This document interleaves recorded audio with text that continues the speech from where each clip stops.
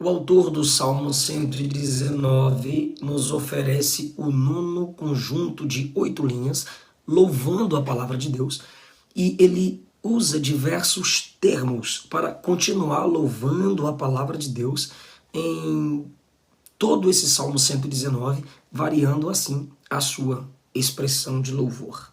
Neste salmo, o salmista se auto-intitula servo, e ele diz no verso 65: Tens sido bom para o seu servo, Senhor, segundo a tua palavra. Ele se autoproclama servo e chama o nosso Deus de Senhor. E ele diz que a bondade de Deus é conforme a palavra de Deus. Isso aqui é um testemunho. Ele está testemunhando que Deus é bom para ele conforme a palavra de Deus diz que Deus é. Ele ousa chamar Deus de bom e se autoproclama servo através das escrituras. Ele está dizendo: Senhor, a tua palavra me diz que tu és bom. A tua palavra me diz que tu fostes bom com muitos e muitos homens. E do jeito que ela diz que o Senhor tem sido para mim. Ele está testemunhando a veracidade da palavra de Deus. Tens sido bom para o teu servo segundo a tua palavra. Do jeito que eu entendi, do jeito que eu li, do jeito que a palavra diz que o Senhor é, eu tenho visto que o Senhor é. A primeira lição aqui é clara. São as escrituras que abrem os nossos olhos para entendermos que o que Deus faz, Ele já fez. O que Deus faz, as escrituras dizem que Ele faria. Deus não faz aquilo que as escrituras não prometem que Ele fará. O que Deus faz, as escrituras confirmam que ele tem poder para isso. Se é Deus que está fazendo, a palavra de Deus vai deixar claro que foi Deus quem fez tal obra. Deus é juiz e Deus é bom. Por isso ele só pode ensinar o bom juízo e a sua justiça. Existem juízos que são ruins, mas o juízo de Deus é bom. Ele diz isso no verso 66. O bom juízo aqui refere-se a uma questão moral. O bom juízo é a coisa certa. Aprender o bom juízo, conforme diz o 66, significa saber o que é certo. Mas ele pede conhecimento também, pois é através do conhecimento que a gente aplica o que é certo de forma certa. Ele está pedindo desenvolvimento. Senhor, me ensina o conhecimento, pois eu creio nos teus mandamentos. Nós não podemos desejar crescer naquilo que a gente não crê. Por isso que ele diz, eu creio nos mandamentos. Então me ensina a forma certa de entender e aplicar os seus mandamentos. Depois que ele pede para aprender, ele diz no verso 67 como que funcionou o seu aprendizado. Antes de ser afligido, eu andava errado, mas agora eu guardo a sua palavra. As aflições da vida são métodos do ensino de Deus. Essa aflição da qual ele fala pode ter sido uma enfermidade, que sempre resultava como punição de algum pecado, e agora arrependido, ele se renova em sua dedicação ao estudo e à prática da palavra. Essa aflição do verso 67 poderia ser também uma referência às perseguições movidas por inimigos humanos. E também seria correto considerar que o salmista se refere ao cativeiro babilônico que levou Judá, povo de Deus, que é chamado de servo do Senhor, ao arrependimento e à restauração. Sim, a aflição aqui pode ter sido o cativeiro.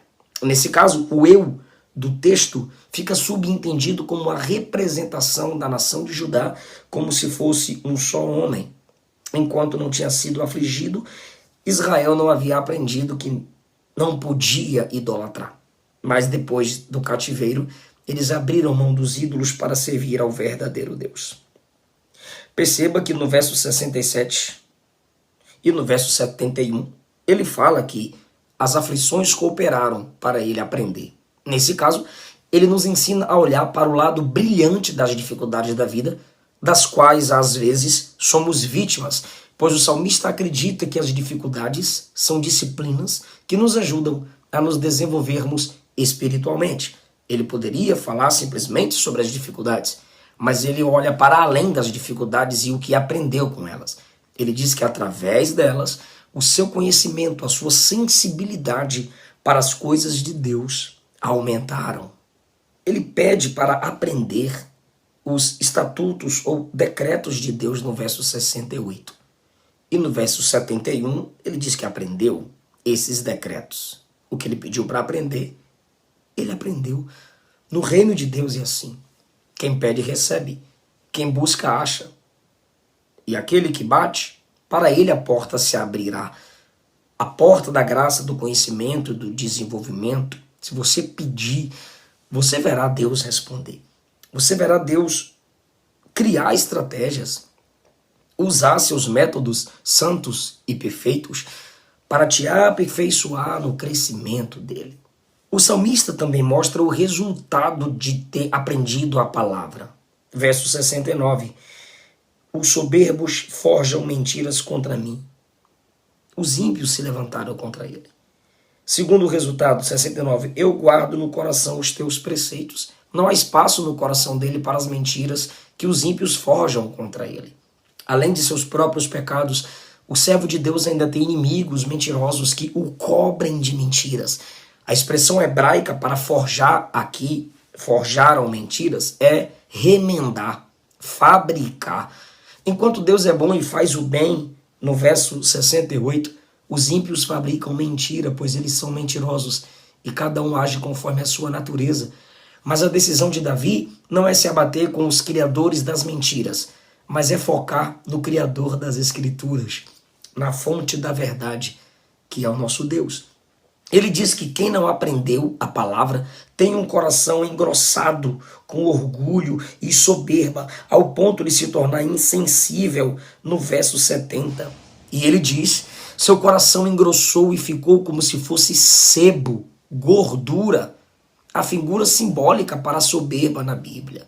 A figura simbólica para o orgulho é a gordura. E quando você lê Levítico, você percebe que a gordura deveria ser totalmente queimada, senão não era recebido como oferta diante de Deus. Ah, queridos, se a nossa gordura espiritual, nossa soberba, nosso desejo de tomar espaços não morrer em nós, Deus não receberá nossas orações. Deus não receberá nossos cultos. Veja a diferença do coração do ímpio para o coração do justo. O coração do ímpio, no verso 70, é insensível. Ou seja, é como uma gordura, um sebo, uma borracha. Não tem sentimento para as coisas de Deus, mas o coração do justo guarda a palavra justa de Deus. O último resultado do que acontece quando você se desenvolve no reino de Deus, na palavra, está no verso 72.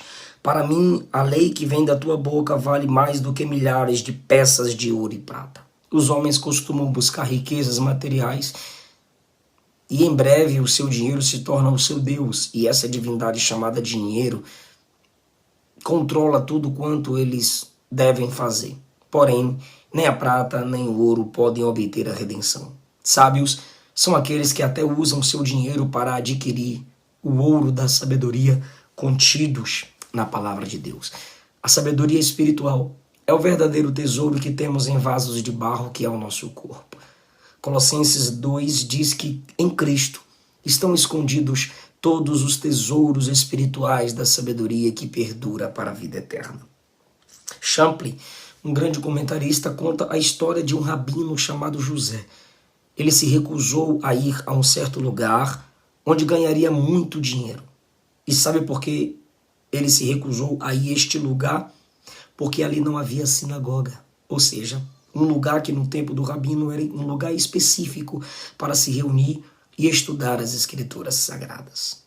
Queridos, será por isso que os mentirosos inventaram calúnias contra o salmista no verso de número 69? Será que foi pelo motivo dele ter aberto mão das amizades deles? E por que ele abriu mão das amizades dos ímpios? Porque eles não valorizam as Escrituras. Judas foi um exemplo nessa questão tocante a dinheiro, quando o dinheiro se torna substituto da verdade, por causa de 30 peças de prata. Ele abriu mão daquele que é a verdade, que nos deu a palavra completa e revelada. O salmista nos mostra nessa 9ª porção que só Deus é perfeito. Mas ele deixa claro que ao se afastar, ele aprendeu a voltar através da aflição. Com Deus é diferente. Deus é bom e faz o bem. Isso não pode ser dito de homem algum.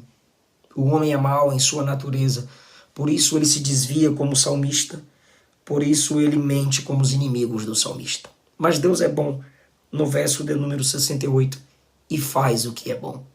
Através de Cristo, que é o exemplo supremo de todos aqueles que devem conhecer as Escrituras Sagradas. Cristo é o exemplo de que devemos fazer o bem, não porque a bondade está em nós, mas pela imitação de Cristo, que é um com o Pai. Nós não somos bons por natureza, mas a graça de Deus nos capacita a imitarmos Cristo e pela graça a gente faz o que é bom.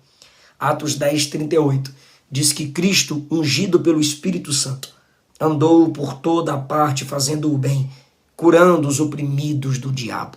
Quem é cheio do Espírito do Cristo vencedor consegue controlar suas malignidades e fazer o bem como Jesus fez, frustrando os planos do maligno, que é Satanás.